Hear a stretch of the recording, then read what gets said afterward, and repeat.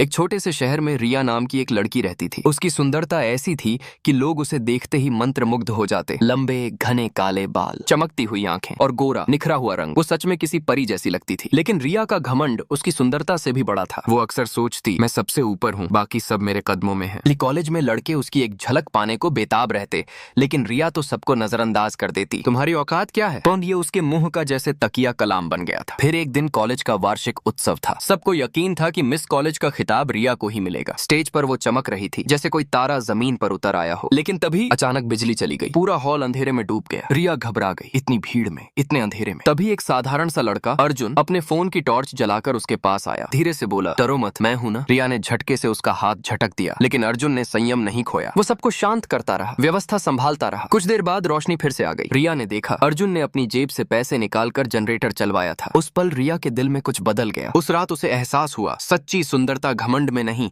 बल्कि दया और विनम्रता में होती है। अगले दिन रिया ने अर्जुन के पास जाकर कहा, माफ करना, मैं अंधी थी। अर्जुन मुस्कुराया, कोई बात नहीं, अब तो आंखें खुल गई ना। उस दिन के बाद रिया ने अपना घमंड छोड़ दिया। अब वो न सिर्फ सुंदर थी बल्कि दयालु भी बन गई थी। शहर की रानी अब सबकी दोस्त बन गई थी। लेकिन आपने अभी तक लाइक और सब्सक्राइब नहीं किया।